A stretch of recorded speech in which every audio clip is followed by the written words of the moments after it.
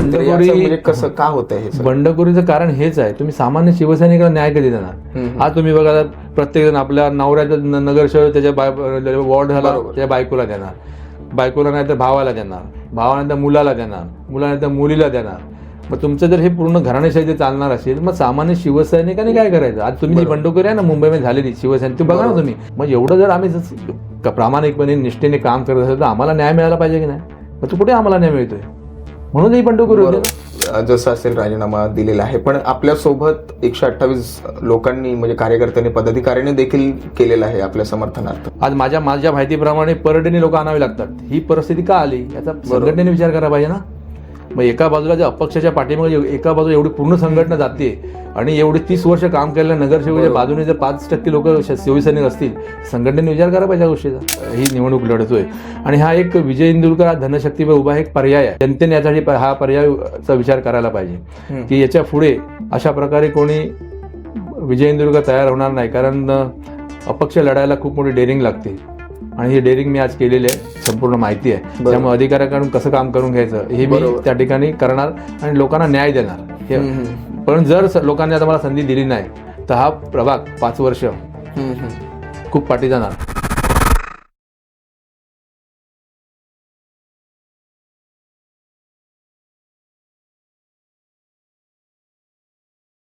नमस्कार, मी हर्ष.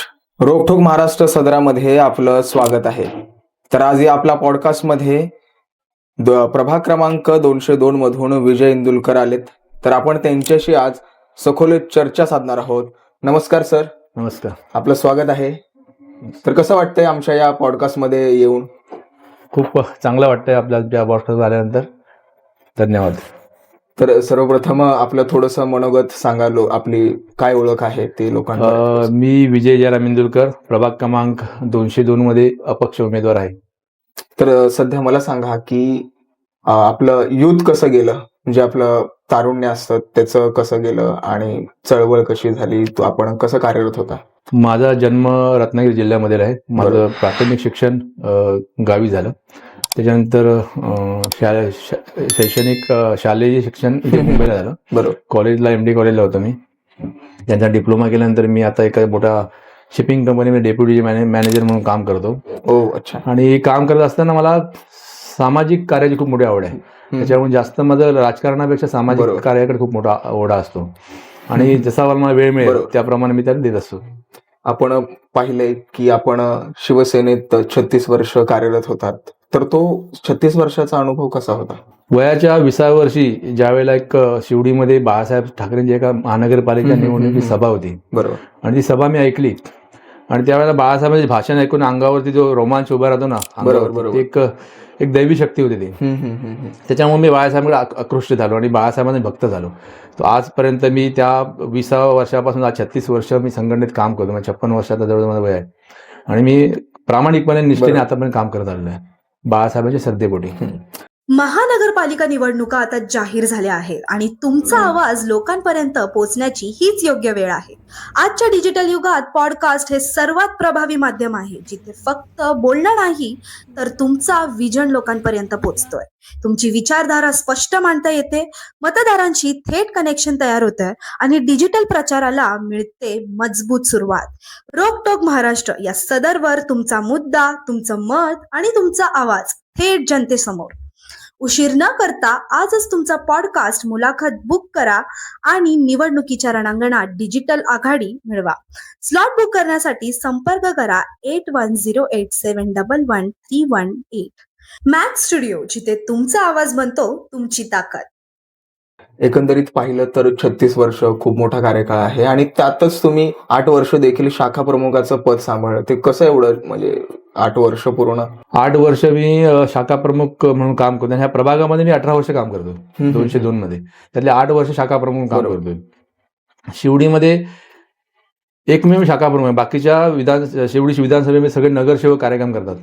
मी एकमेव शाखा प्रमुख आहे की ह्या प्रभागामध्ये सातत्यानं 8 वर्ष मी कार्यक्रम करत आलो आहे. मग ते गुणगौरव असेल, तुझ्या लहान मुलांसाठी इतर स्पर्धा असतील, महिलांसाठी कार्यक्रम असतील, तुमचं हळदी कुंकू समारंभ असतील, जागतिक महिला दिनाचा कार्यक्रम असेल, रक्तदान शिबिर असेल, आरोग्य शिबिर असेल, चष्मा शिबिर असेल, अनेक विविध कार्यक्रम 8 वर्षात खूप केलेले आहेत.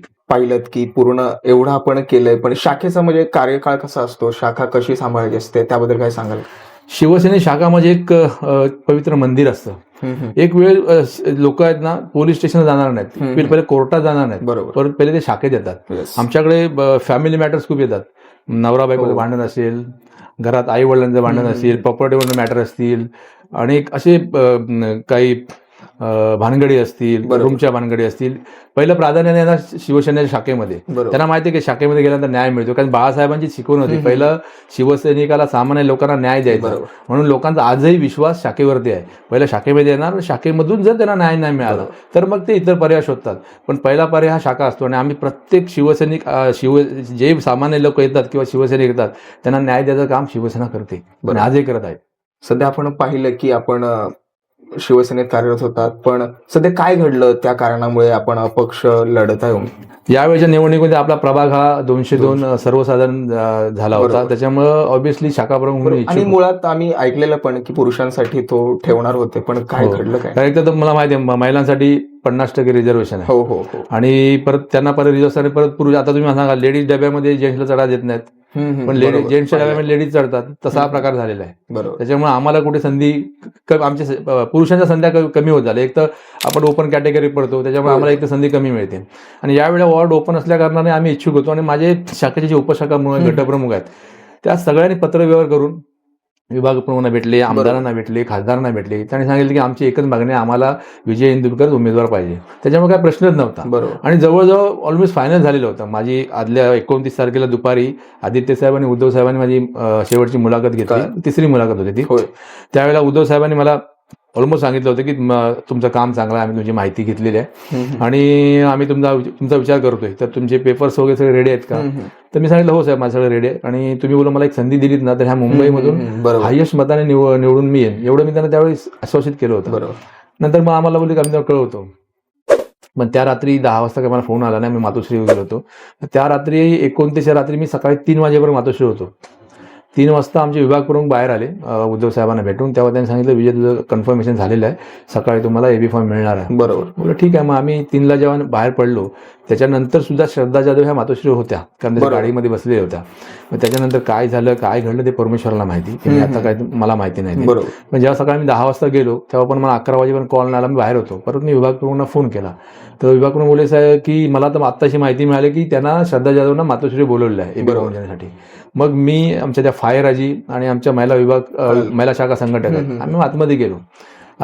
तर त्या ठिकाणी त्यांनी आपले त्यांचे मिस्टर आजारी असतात, त्यांना डायलिसिस वगैरे सुरू आहे, तर त्यांना ते उचलून घेऊन आतमध्ये आलेले होते आणि ते बसवले होते. इकडे मी बघितलं आणि एक 10-15 मिनिटांमध्ये ते एबी फॉर्म दिला तिथे, आणि आपला जे चित्र आहे सगळं संपलं. त्याच्यानंतर मग तुम्ही मीडियासमोर जे आमचे काय जे आमची जे भावना होत्या त्या आम्ही व्यक्त केल्या, तुम्ही सगळ्यांनी बघितल्याच लोकांनी. महापालिका निवडणूक लढायची आहे, मग प्रभागासाठी तुमचं विजन काय? तुम्हाला ही निवडणूक का लढायची आहे? साऊथ मुंबई न्यूज चॅनलवर देता येईल याच प्रश्नाची उत्तरं. माझा प्रभाग माझा विजन, मुलाखतीचा स्पेशल शो. मुलाखतीची वेळ 20 ते 30 मिनिटं. अद्ययावत स्टुडिओ आणि 2 कॅमेरा सेटवर होईल रेकॉर्डिंग. मुलाखत साऊथ मुंबईच्या सर्व सोशल मीडिया अकाउंटवर प्रसारित केली जाईल. अधिक माहितीसाठी संपर्क साधा 8108711318 या क्रमांक नंबरवर. एकंदरीत आपण पाहिलं तर आपण बघतोय की सध्या 2च नावं इच्छुक होती, पवन जाधव आणि तुमचं एक होतं. पण सध्या असं कसं काय केलं, काय तुम्हाला काय अंतर्गत असेल काय? आम्ही वॉर्ड ओपन असल्या कारण आम्ही दोघं इच्छुक होतो. एक वेळ जर पवन जाधवला दिली असती आणि मी तर नाराजी तर असणारच होती, पण जर मातोश्री मला सांगितलं असतं तर आम्ही काम केलं असतं. पण श्रद्धा जाधवचा काही संबंधच नव्हता, कारण वॉर्ड लेडीज होता आणि त्याच्यामुळं आणि एवढे 25 वर्ष 30 वर्ष काम करतात त्या विभागामध्ये, जेवढी प्रचंड नाराजी आहे, त्याच्यामुळे त्यांना शीट दिल्यामुळे शिवसैनिक ऑब्व्हियसली नाराज झाले, कारण त्यांचा इथं काय अधिकारच नव्हता बरोबर शीट घ्यायचा, आणि अचानक त्यांना शीट दिली. त्याच्यामुळं जो जनशोक जे शिवसैनिकाच्या भावना उफाळून आल्या तर तुम्ही सगळ्यांनी बघितल्यात, आणि त्याच्यातून मग अपक्ष लढण्याचा निर्णय झाला. आणि शिवसैनिकांनी माझ्यावर जबरदस्ती केली की नाही आपल्याला अन्यायाविरुद्ध लढायचं आहे. बाळासाहेबांनी काय सांगितलंय, अन्याय झाला तर लढा. मग बाळासाहेबांची शिकवण आम्ही पाळतोय, कारण बाळासाहेबांचे भक्त आहोत. पण बाळासाहेबांच्या म्हणण्यानुसार आम्ही, म्हणजे बाळासाहेबांचं म्हणणं आहे की अन्याय सहन करायचा नाही, मग आम्ही निर्णय घेतला अपक्ष लढण्याचा. पण आपण बघतोय, आपण जसं असेल राजीनामा दिलेला आहे, पण आपल्या सोबत 128 लोकांनी, म्हणजे कार्यकर्त्यांनी, पदाधिकाऱ्यांनी देखील केलेलं आहे आपल्या समर्थनार्थ. मी काल पण सांगितलं माझ्या भाषणामध्ये की एखाद्या साध्या सोसायटीचं पद सोडताना सुद्धा लोकांना जड जातं. बरोबर. तर माझ्यासाठी एवढ्या मोठ्या संघटनेचं बोललो तुम्ही पद सोडलं, उपशाखा म्हणून आहे, गटप्रमुख आहे, ते खूप म्हणजे मी कोणत्या शब्दाने त्यांचे आभार मानू आणि भावना व्यक्त करू, कारण एका व्यक्तीसाठी आपलं पद त्यागाला लावणं खूप मोठी गोष्ट आहे. आणि 128 लोकांनी राजीनामा देणे साधी गोष्ट नाही. बरोबर. आज 95% लोक माझ्यावर आहे शाखेमध्ये. आज तुम्हाला परिस्थिती अशी आहे की त्याच्यामध्ये 7-8 लोकांना, काही लोकांना तुमचा स्टॉल तोडेन, काही लोकांना मेंटली टॉर्चर करून एका दादा घरी जाऊन 11-11, 12-12 वाजता काही लोकांना टॉर्चर करून त्यांनी आपल्याकडे घेतलेत. पण ते मनाने तिकडे गेले नाहीत, शरीराने तिकडे आहेत, मनाने आजही ते माझ्याबरोबर आहेत. आज शाखेमध्ये अशी परिस्थिती आहे, शाखेमध्ये बसायला कार्यकर्ता नाही. बरोबर. आज माझ्या माहितीप्रमाणे पर डेनी लोक आणावी लागतात. ही परिस्थिती का आली याचा संघटनेने विचार करायला पाहिजे ना. मग एका बाजूला ज्या अपक्षाच्या पाठीमागे एका बाजूला एवढी पूर्ण संघटना जाते आणि एवढी 30 वर्ष काम केलेल्या नगरसेवकाच्या बाजूने जर 5% लोक शिवसैनिक असतील, संघटनेने विचार करायला पाहिजे या गोष्टीचा. आपण म्हणालात की 6 टर्म आणि 25 वर्ष त्यांची आहेत, पण त्या 25 वर्षात काही कामं केलीत का? काही आपल्याला दिसतंय का, काही डेव्हलपमेंट केल्याचं काही चित्र? आमच्या प्रभागामध्ये 4 टर्म त्यांनी नगरसेवक, मध्यंतरी एक नंदू विचारे साहेब होते आणि पार्वती गोरोलींचे 1 टर्म होते. ओके. बाकी 4 टर्म त्यांनी इथे, म्हणजे जवळ 20 वर्ष तर त्यांची इथे आहेतच. बरोबर. या 20 वर्षामध्ये ह्या प्रभागामध्ये त्यांनी काही केलेलं नाही. आज आमच्याकडे सांगायची गोष्ट म्हणजे रिडेव्हलपमेंट हा खूप मोठा फॅक्टर आहे, SRAचा खूप मोठा फॅक्टर आहे. SRAच्या ह्यांच्या कार्यकाळामध्ये सुरू झाले SRA प्रकल्प आहे. बरोबर. आणि आज 10 वर्ष झाली ज्या इमारती उभ्या आहेत, दाभोळकरवाडीमध्ये 1 ते 6 इमारत आहेत, तुमची खापरी देव आहे, आमची 40 माळ टॉवर आता एक झालेला आहे. आजही 10 वर्ष पूर्ण होऊन सुद्धा आज त्या बिल्डरने लोकांना कॉर्पस पण दिलेला नाही. बरोबर. प्रॉपर्टी स्टॉक थकलेला आहे, लाईट बिल थकलेलं आहे, पाणी थकलेलं आहे, म्हणजे तुमचे मेंटेनन्स, लिफ्टचे मेंटेनन्स करत नाहीत. एवढे सगळे प्रश्न, पार्किंगचा मोठा खूप प्रश्न आहे. आज तुम्ही ज्या 6 टॉवर आमच्याकडे जे झालेले मोठे 22 माहिती आहे, पाठीमागे जाऊन बोलले घाणीचं साम्राज्य आहे. तुम्ही नगरसेवक असताना केलं काय? तुम्ही एखाद्या बिल्डरच्या विरोधात आंदोलन केलं, त्या बिल्डरच्या विरोधात उपोषण केलं? कधीच नाही केलं. मग तुम्ही केलं काय मला सांगा ना. आजही प्रश्न तसेच आहेत, प्रश्न काय संपलेले नाहीत, उलट प्रश्न वाढत चाललेत. काहीच नाही काम केलेलं आहे त्यांनी. मला सांगा, आता या संपूर्ण जे सुरू आहे याच्यावर घराणेशाही म्हणावं का? काही कार्यकर्त्यांना समोर घेतलं नाही, काही दुरावास झाला त्यावेळी? नाही, घराणेशाही आहे ना. तुम्ही नाही तर तुमच्या मुलाला मग प्रत्येक वेळा तुमचे पहिले सासरे होते, आता तुम्ही झाला, त्याच्यानंतर मुलगा. मग सामान्य सैनिकांनी कामच करत राहायचं का? आम्ही आमची आयुष्याची 36 वर्ष संघटनेसाठी खर्च केलेत, मग आम्हाला लढण्याचा अधिकार नाही? बरोबर. आम्हाला पण काहीतरी अधिकार आहे ना. मग ते आम्हाला कधी अधिकार मिळणार? मग कायम जर तुम्हीच लढणार असेल मग आम्ही कामं तरी कशाला करायची ना.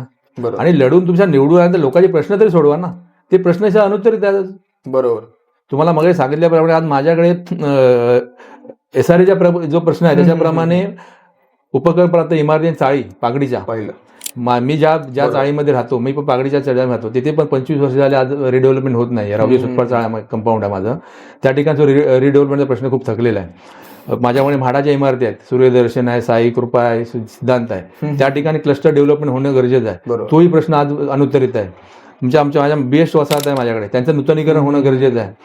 आमच्याकडे भावसार समाज खूप मोठ्या प्रमाणात आहेत, त्या 6 बिल्डिंग झाल्या ना टॉवर ते रेडिओ भावसार, त्यांच्या मंदिरचा प्रश्न अनुत्तरित आहेत. असे अनेक आहेत. आज प्रबोधनकार ठाकरे आणि रंगमंच आणि प्रबोधनकार ठाकरे गार्डन हे माझ्या विभागात येतं, प्रभागात येतं. प्रबोधनकार ठाकरे रंगमंच या ठिकाणी दिग्गज कलाकार रेसलसाठी यायचे पूर्वी, बरोबर. आज ते पूर्ण बंद आहे. त्या ठिकाणी लोकांचे छोटे मोठे कार्यक्रम असेल, लग्न समारंभ असेल, साखरपुडा असेल, बारसा असेल, आज ती पूर्ण इमारत बंद आहे.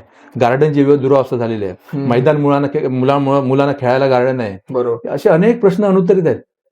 काय कामं केली ती म्हणा. आणि तुम्ही जर उद्या 5 वर्षांना संधी दिली तर जे आहेत ते आणखी त्याच्यावर प्रश्न वाढणार आहे. बरोबर. मला सांगा, आपण उमेदवार आहेत, अजूनही इच्छुक उमेदवार आहेत, त्यांनी अपक्ष असतील किंवा पक्षांनी दिलंय, पण त्यांना आपण त्यांच्यापेक्षा वेगळं कसं समजता की पूर्ण तुमच्या विभागामध्ये? की मी एक सामान्य कार्यकर्ता आहे, मी लोकांमध्ये जाऊन काम करतो. बरोबर. ग्राउंड लेवल गावून 24 तास माझा फोन चालू असतो. यांच्यासारखे फोन PA उचलत नाहीत माझे. मी रात्री 2ला फोन करू दे कार्यकर्ता, 3ला करू दे किंवा 4ला करू दे. पोलीस स्टेशनला जायचं असेल, हॉस्पिटलला जायचं असेल, मी त्यांच्याबरोबर असतो.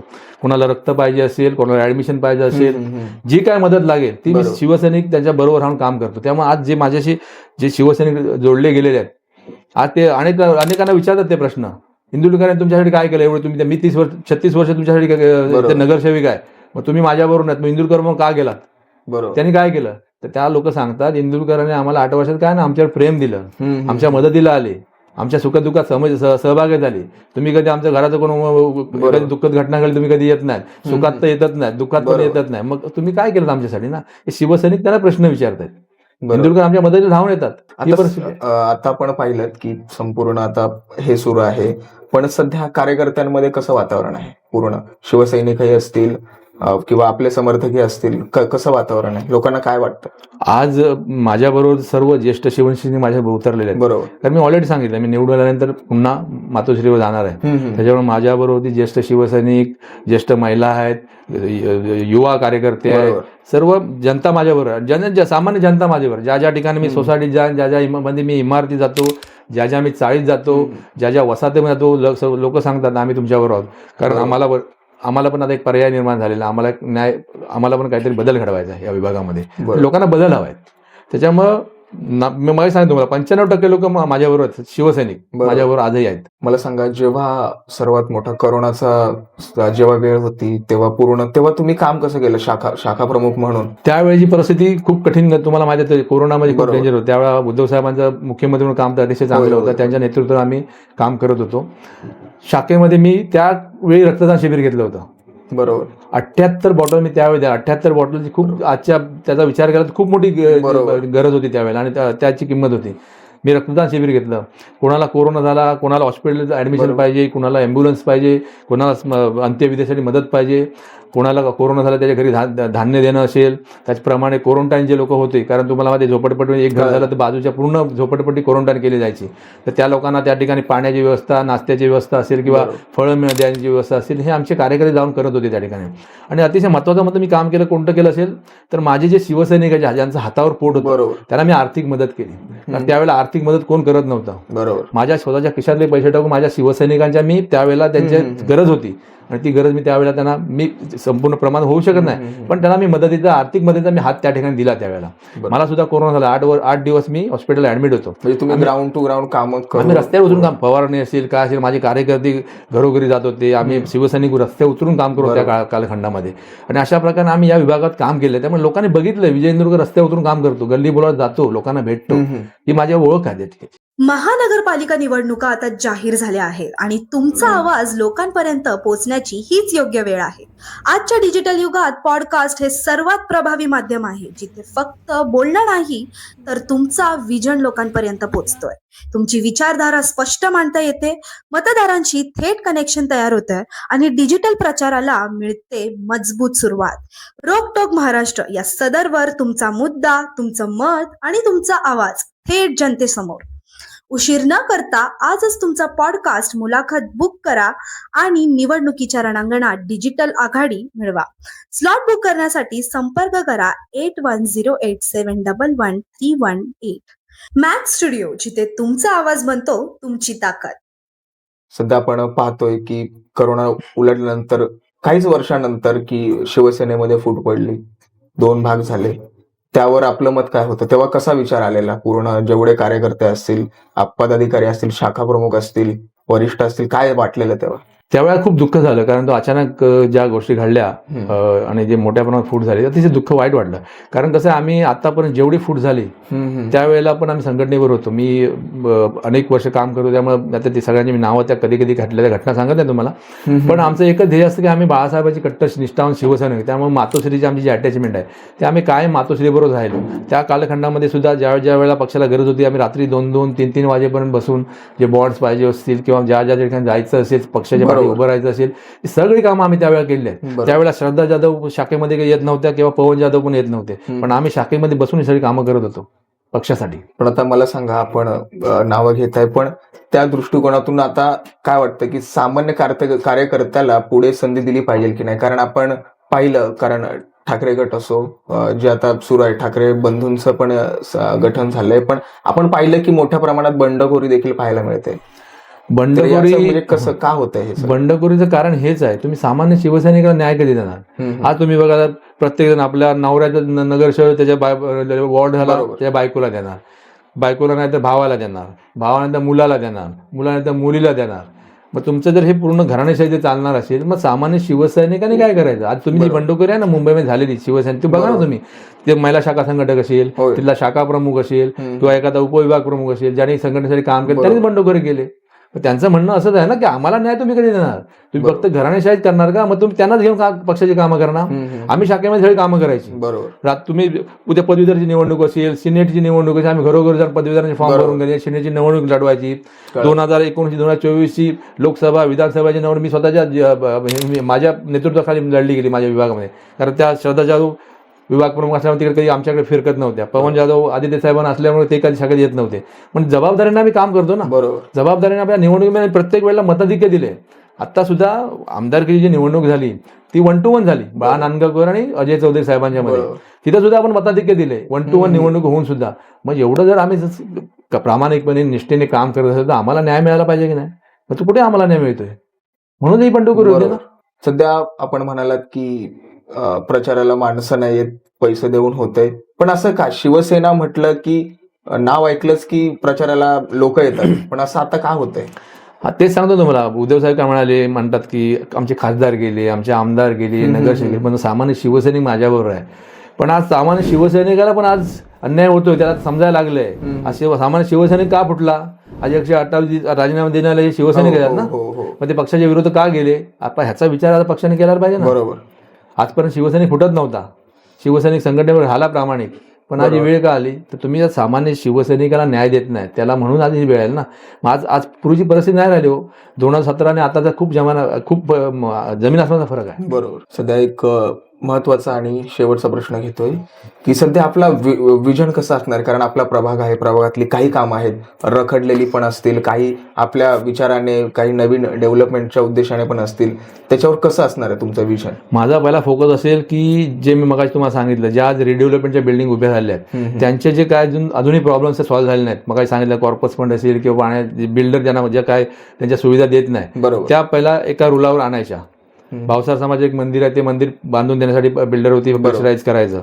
म्हाडाच्या माझ्या प्रभागाच्या इमारती आहेत त्यांची रिडेव्हलपमेंट असेल, उपकर प्राप्त चाळी, त्याचा 79 जो कायदा आलेला आहे त्याच्या संदर्भात जे काय आपल्याला प्रयत्न करता येते ते करून ती रिडेव्हलप करायची. बरोबर. आणि महत्वाचा प्रश्न पाण्याचा आहे.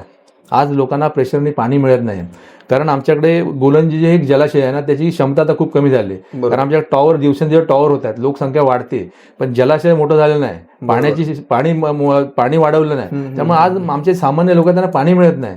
जास्त माझ्या प्रभागात तक्रार आहे, साहेब पाण्याचं प्रेशर खूप कमी आहे, पाणी आम्हाला वेळेवर येत नाही किंवा पाणी कमी दाबाने येते. तर माझा पहिला प्रयत्न असणार की या ठिकाणी जलाशयाची मागणी करणं, ते प्रेशर वाढवणं आणि लोकांची समस्या सोडवणं. आणि दुसरा महत्त्वाचे पार्किंगची खूप मोठी समस्या या विभागामध्ये आहे. आज रिडेव्हलपमेंटचे 40 टॉवर झालेला आहे की 6 ते तुमचे दाभोळकर टॉवर झाले आहेत. तुम्ही संध्याकाळ गेलात ना रात्रीचं तर तुम्हाला चालायला जाता मिळणार नाही. एखादा आजारी माणूस पडला किंवा पेशंट झाला तर त्याला उचलून बाहेर आणावं लागतो, त्याला एम्ब्युलन्स त्या ठिकाणी जाऊ शकत नाही. तर त्या दृष्टीने एखादी इमारत महानगरपालिकेच्या माध्यमातून फक्त पार्किंगसाठी उभी करण्याचा माझा प्रयत्न असेल, ज्यामुळे लोकांचा पार्किंगचा प्रश्न सुटेल. आणि दुसरी गोष्ट, त्या आंबेडकर मार्गावरती यांच्या आता ज्यांचे उमेदवार आहेत, मी तर नाव परत घेत नाही, त्यांच्या सगळ्या गाड्या पार्किंग केल्या असतात, मग लोक कुठं पार्किंग करणार? बरोबर, महत्वाचं. त्यांचे सगळे इलिगल स्टॉल तिकडे उभे केले आहेत, मग लोक कुठून जाणार लोक? बरोबर. हा मोठा खूप प्रश्न आहे. आता मी जास्त त्या गोष्टी बोलत नाही, कारण मला माझा फोकस करायचा आहे. मला कोणावरती टीका करून मला मोठं नाही व्हायचं आहे. आज मी जनतेसमोर जातोय, ते जनतेला माहिती आहे, जनतेचे प्रश्न सोडवण्यासाठी जातोय. शाखा प्रमुख पदावर कार्यरत असताना खरं म्हणजे शाखा प्रमुखांना तेवढे काय अधिकार नसतात. बरोबर.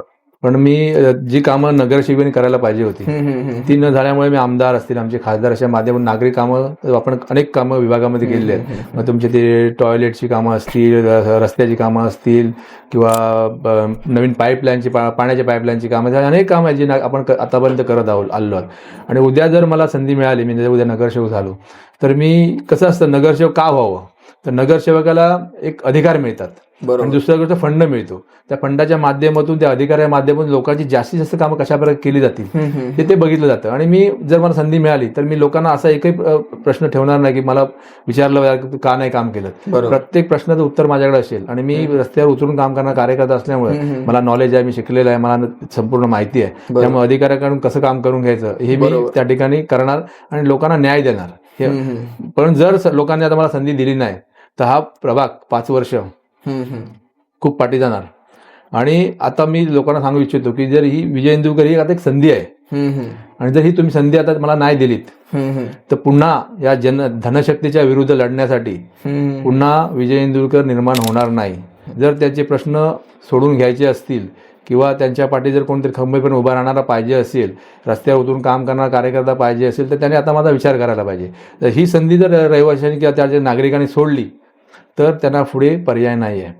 परत तुमचे 5 वर्ष ते तुमची जी आत्ता जी कामं रखडली आहेत ती आणि तशाच प्रकारे रखडणार आहेत, आणखीन रखडणार आहेत. हम्म. त्याच्यामुळे आता जनतेने विचार करायचा की विजय इंदुरकरला आम्ही निवडायचा की नाही निवडायचा. तो आज मला जे लढण्यासाठी बळ दिले ना ते माझे कार्यकर्ते, माझे शिवसैनिक माझ्या पाठीशी उभे आहेत. बरोबर. त्याचप्रमाणे तुम्हाला माहिती आहे एवढं धनशक्तीच्या विरुद्ध लढायचं म्हणजे आर्थिक बळ पाहिजे. आणि मी सामान्य शिवसैनिक आहे, माझे काय एवढे मोठे व्यवसाय आहेत किंवा अशातला भाग नाही, ते माझ्याकडे पैसे आहेत. बरोबर. पण माझे जे हितचिंतक आहेत, माझे कार्यकर्ते आहेत, माझे मित्रमंडळी आहेत, त्यानेच प्रत्येकाने कोणी 5,000, 10,000, 20,000, 25,000, 50,000 प्रमाणे सगळा फंड जमा केला माझ्यासाठी.